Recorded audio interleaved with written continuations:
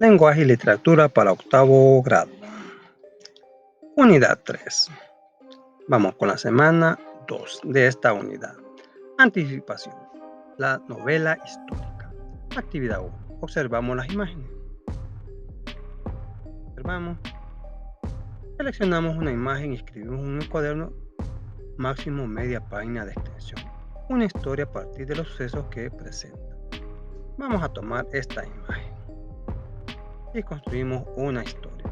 Máximo media página. La vamos a titular La Rebelión.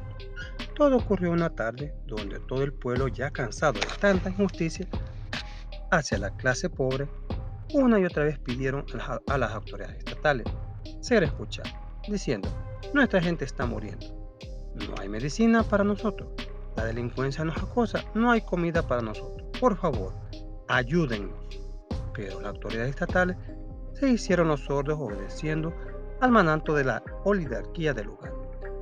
Así que gran parte de la población, entre ellos jóvenes y adultos acompañados de mujeres decididas a deshacer la injusticia, se levantaron en armas, haciendo guerra. Algunos extraños infiltrados provocaron unos incendios que su humo se elevó hasta el cielo, haciendo que la tarde se volviera oscura. Hubo muchos heridos donde los dos bandos tuvieron baja. Fue el día más negro del lugar, pero la voz del pueblo prevaleció cuando el ejército estatal reconoció que a la larga eran sus amigos, vecinos y familias los que estaban masacrando, y eso dio fin al enfrentamiento. Actividad 2. Leemos la información. La novela histórica. La novela histórica surgió en el siglo XIX con Sir Walter Scott, que recrea la Edad Media inglesa, aunque ya se contaba la historia a través de la literatura desde hace muchos años. Por ejemplo, El Cantar del Mío Cid cuenta la guerra entre musulmanes y cristianos en España. Una de las novelas más representativas de Scott es Ivanhoe, en la cual se reconstruye la época de las cruzadas y de los caballeros. La novela histórica presenta una transformación de la realidad a través de la fantasía, ya que ocurre o completa espacios vacíos de la historia. Al narrar de una manera amigable, invitando a quien lee a reconocerla de una forma entretenida. Pero es de recordar que no todos los hechos que aparecen en este tipo de novelas son reales, o sea que hay unas cuantas mentiritas ahí, pero que le da un poquito más de sabor a la lectura, sino que hay algunos ficcionales que ayudan a configurar la narración. Por ello, no se debe dar como cierto todo lo que en ella se cuenta, sino que es necesario comprobar la veracidad de la información que ahí se encuentra. Características de la novela histórica. Coexistencia de elementos históricos y ficción, ficticios. O sea que no todo lo que se diga ahí es verdad, hay verdades y mentiritas. Ubicación de la narración en una época histórica determinada. Distancia temporal entre la época representada y el presente del autor. Continuamos. En El Salvador, la novela histórica no ha sido trabajada exhaustivamente, por lo que el número de obras de este género que son conocidas y leídas son pocas. A continuación mencionamos algunas. La ruina, Alfredo Alvarado, 1880. El crimen de un Rabula, Adrián Meléndez Arévalo, 1899. La rebelión de Anastasia Aquino y el crimen del Parque Bolívar, Rodrigo Ezequiel Montejo, 1989. Tierra, Ricardo Liendo, 1998. La hora no marcada, Augusto Roja, 1998. Tipos de novela histórica. Tenemos las biográficas, autobiográficas. La biográfica es cuando alguien escribe sobre una persona. Se centra en la vida de un personaje histórico real con cierto grado de ficción, ejemplo, un rey, un filósofo, un militar, un escritor o un gobernante. Autobiográfica. El propio autor de la novela hace su biografía de sí mismo, donde inserta un mayor o menor grado de ficción en la obra. El hecho que la persona esté escribiendo su propia vida no quiere decir que no meta un poquito de ficción, algo irreal, algo que tal vez ni pasó. Hacen un esquema que resuma la información sobre las novelas históricas. La novela histórica, tipos, biográficas y autobiográficas. Vamos a sus ideas principales. Se centra en un personaje histórico. Idea secundaria, lo cual es real con cierto grado de ficción. Idea terciaria, puede ser un rey, un filósofo, un militar, etc. Autobiográfica, idea principal. El autor escribe su vida en la novela. Idea secundaria, este puede colocar mayor o menor grado de ficción en la obra. Continuamos. Lectura de una novela histórica. Vamos a una novela trágica que pasó hace muchos años, allá por 1913. El crimen del Parque Bolívar. Actividad 3. Leemos el fragmento de una novela histórica salvadoreña. Bueno, el crimen del Parque Bolívar, ya saben dónde queda el Parque Bolívar, en el centro de San Salvador, por la calle Rubén Darío. Comenzamos. Graciano se dirigió al parque, llevando ya en la cintura los 2 revólveres que entregará a don Fernando. Fermín se fue enseguida, juntamente con el señor Flores y Carmona, y el joven Barbilampiño cerraron la marcha. Mulatillo se fue al mesón a esperar el aviso de estar listo para llegar con el corvo. El presidente caminaba, llevando a su derecha al doctor don Francisco Dueñas. A su vez llevaba a su derecha al señor don Carlos Dueñas. Bueno, los señores son de unas familias pudientes en El Salvador. Era un grupo de amigos, de familiares casi, que pasaban aquella hora oyendo un concierto en Viena de Air. Como de costumbre, dieron una vuelta alrededor del parque. Terminada esta vuelta, se sentaron en el mismo orden que dejaron apuntado. El joven Barbilampiño se situó en la esquina que da a la calle de San Jacinto, con el revólver listo y Flores, quedóndose en acecho en la boca calle de la esquina de la catedral. Vaya pues, viejo, ahora es cuando vemos ver lo que puede tu corvo. Ya lo verán, contestó secamente Mulatillo, y con la mano derecha empuñó el mango del arma homicida, mientras que con la izquierda se aseguraba los revólveres que llevaba prendidos al cincho sin ninguna seguridad. A la hora indicada, paso a paso, fueron acechándose, y cuando Mulatillo estuvo a regular distancia, pronunció con ultrajante insolencia. Vamos a ir con lo que dijo Mulatillo. Con que este es el hijo de... Censuramos ahí. Simultáneamente elevó el corvo, siniestro, por sobre su cabeza con una rapidez de relámpago. Con rapidez vertiginosa elevó el corvo el bárbaro asesino sobre la cabeza del presidente mártir. Simultáneamente llovieron balas sobre el grupo que lo acompañaba, que solo eran 3 personas con quienes de partida. Y el concierto se convirtió en un torbellino, gran tadera de gente, ya me imagino. Nadie sabía lo que pasaba, pero todos huían despavoridos por temor a la bala. Mulatillo salió del parque por el lado norte, enfiló presto hacia el campo Marte, y como sentía que le iban disparando, hacía fuego en retirada con el revólver. ¿De qué presidente están hablando? Del presidente Manuel Enrique Arauz, presidente de El Salvador 1911-1913. Él nació en 1865 y falleció en 1913, en una trágica muerte. Continuamos la historia. Siempre esforzándose en una rápida carrera, se introdujo en los cafetales que rodeaban el campo Marte. Estamos hablando de Mulatillo, que va huyendo, y continúa a saltos la huida entre las matas de cafeto hasta salir a la rejoya que seguía el cafetal.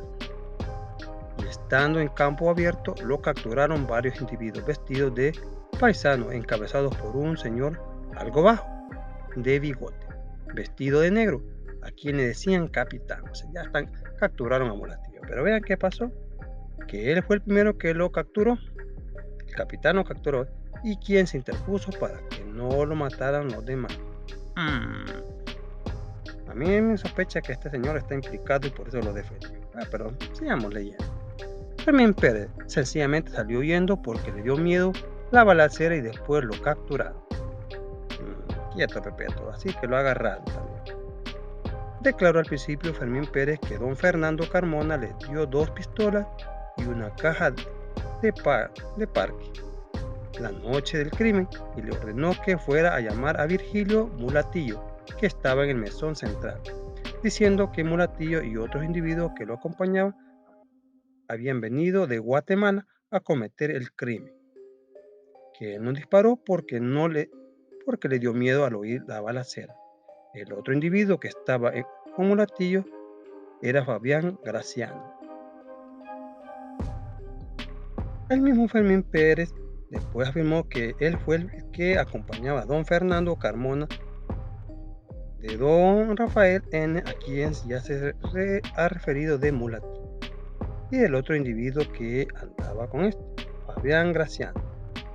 Acometió al señor presidente, por tanto, un revólver Colt azul son 6 tiros, pero no hizo uso del revólver que los que disparaban contra el señor presidente eran los 4 ya mencionados y que no se dio cuenta del final del hecho por haber sido el menor complicado en el salvaje asesinato, el menos temerario.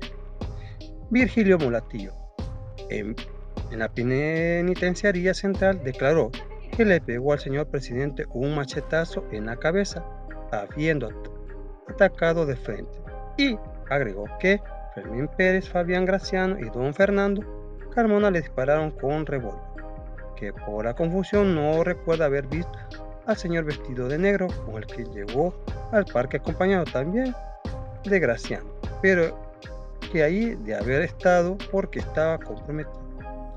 En tales circunstancias, con las declaraciones tomadas, cuerpos de delito recogidos y testimonios recabaron, fue incoatado e instruido el proceso respectivo y fueron sentenciados a la pena capital los autores, fueron condenados a muerte. A la pena capital los autores materiales o instrumentos del crimen. Así el día y la hora señalados fueron pasados por las armas los 3 criminales sentenciados. Analizamos el fragmento a partir de siguientes preguntas. Escribimos las respuestas en el cuaderno. ¿Qué suceso describe en el texto? ¿Cómo un grupo se organizó para acabar con la vida de un presidente? Describimos el lugar en el que suceden las acciones. En el Parque Bolívar, en el centro de San Salvador, donde hay muchas calles, había un concierto musical. ¿Qué valorización merece la acción de Mulatillo de los demás autores del hecho? ¿Qué es el asesino principal del relato? Porque fue el primero en dar la pauta para que los otros arremetieran contra el presidente. ¿Fue justo el castigo que recibieron los criminales? Justificamos nuestra respuesta. La verdad sí, fue justo, pues sí hubo testigos y las mismas declaraciones de los mismos. Bueno, hablando de un relato bíblico, nos dice Génesis 9:12, el que derramare la sangre de hombre, por el hombre su sangre será derramada. Solo recibieron lo que cosecharon.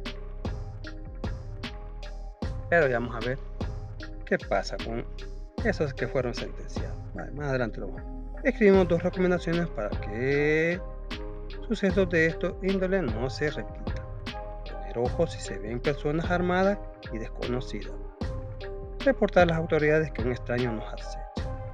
O sea, son las 2 recomendaciones que podemos dar para que no vuelva a pasar un suceso similar. Pero sigamos. Explicamos cómo la literatura permite registrar hechos históricos para que los ciudadanos reflexionemos y no repitamos esta situación. El actor se documenta, investiga para que su relato sea veraz, pero él es libre de agregar elementos no reales para ponerle más interés a la historia y conlleve la lectura a una reflexión.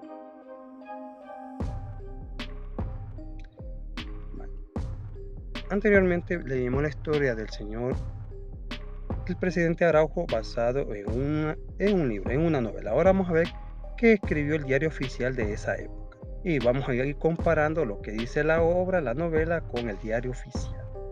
Cómo el autor cae en la ficción. Consolidación. Actividad 4 en equipo. Leo la siguiente noticia. República del Salvador, América Central. El diario oficial. Tomo 74. San Salvador, miércoles 5 de febrero de 1913. Número 30. Vamos a ver lo que dice la noticia del diario oficial. Como dice el titular, horrendo atentado contra la vida del señor presidente Dr. Araujo.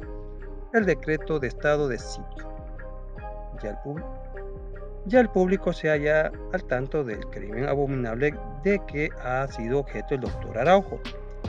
Anoche el ilustre mandatario se encontraba sentado en uno de los escaños del lado oriental del Parque Bolívar, como a las 8:30 de la noche, mientras se verificaba el concierto cuando repentinamente fue atacado por 3 individuos que le causaron 5 lesiones, 3 en la cabeza por arma cortante, una por poco abajo del omóplato derecho causada por arma de fuego y otra por arma punzante en la espalda.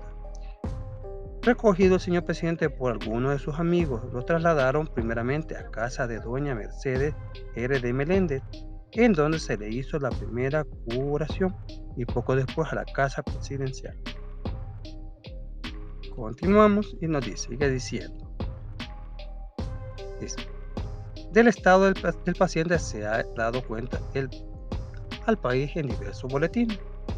Al consciente estupor y turbación que se originó el hecho en los primeros momentos, y al conocer después los detalles del infame asesinato, ha sucedido en el público un hondo sentimiento de indignación y horror ante la magnitud de la catástrofe que pudo poner al país al borde de la anarquía.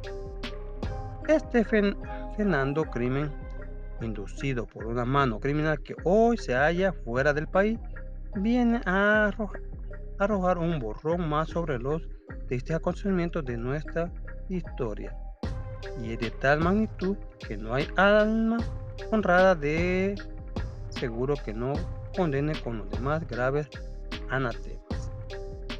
Pende hoy la tranquilidad de la nación de la vida del ilustre mandatario, que en servicio de la República, al exponer su existencia a los golpes asesinos de las enconadas pasiones, alcanzado la espina de la corona del martirio, falleció.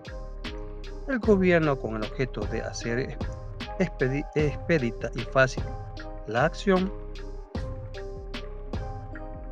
judicial en la averiguación y pesquisa de los criminales, ha tenido bien decretar el estado de sitio, pero esto no implica en ninguna manera que sufran trastornos los resortes económicos de la nación, pues el orden y las autoridades imperan en todos los ámbitos de la República. Debe el país tener plena confianza de que han tomado todas las actividades y energía, todas las medidas conducentes al mantenimiento del orden legal en todos los órdenes de la vida nacional. Imprenta Nacional de Salvador. Continúa. Ya casi terminando. Analizamos la noticia a partir de las siguientes actividades. ¿De quién habla la noticia? Explico. Del señor presidente Dr. Araujo.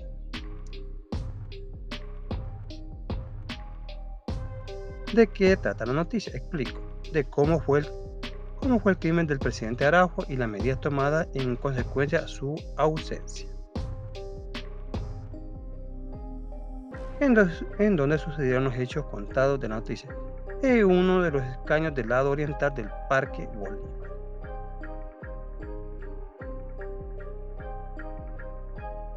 Completamos el cuadro compartido de los sucesos en común que presenta la novela El crimen del Parque Bolívar y la noticia del diario oficial del atentado contra la vida del señor presidente Dr. Araujo. Vamos a ver lo que dice la novela y lo que dice el diario oficial. 4 autores del crimen con nombres. Él menciona que fueron 4 autores y menciona los nombres de ahí, Mulatillo, entre otros, don Fernando. Pero ¿qué dice el diario oficial? Solo detalla 3 autores del crimen, no menciona nombres. Detalla machetazo en la cabeza más disparos en el cuerpo. El diario oficial que nos dice, detalla 5 lesiones, 3 en la cabeza por arma cortante, un disparo en el omóplato y uno en la espalda causado por un puñal. Los actores son capturados y sentenciados a la pena capital, pues sentenciados a muerte. ¿Qué nos dice el diario oficial? Mano criminal se encuentra fuera del país. No nos dice nunca que fueron sentenciados. Continuamos. Explicamos las características de la novela histórica presentes en el fragmento del crimen del Parque Bolívar. Características. Coexistencia de elementos históricos y ficticios. Se detalla el lugar del hecho y qué originó la muerte, pero lo ficticio es que detalla la captura de autores del crimen y sentenciados a muerte. El diario oficial nunca dice que los capturaron o que hayan sido sentenciados. O sea que hay realidad y hay ficción. Ubicación de la historia en el pasado histórico. El hecho sí pasó en el Parque Bolívar y sí fue a un presidente que se le aniquiló en ese lugar. Distancia temporal entre la época presentada y el presente del lector implícito. Vamos a ver, algo confusa esta pregunta, que pasamos un buen rato resolviéndola, pero nos quedó así la respuesta. Del hecho a la narrativa hay aproximadamente una distancia de tiempo de 8 décadas. Como dice, en 1989 se escribió y se publicó allá por 1991 por la editorial Roxy. Casi aproximadamente 8 décadas pasaron para que se escribiera y se diera a conocer más o menos lo que pasó. Y eso ha sido todo. Muchas gracias por su atención. Nos vemos hasta la próxima. Muchas bendiciones y damos las gracias por su preferencia a este su canal. Bendiciones.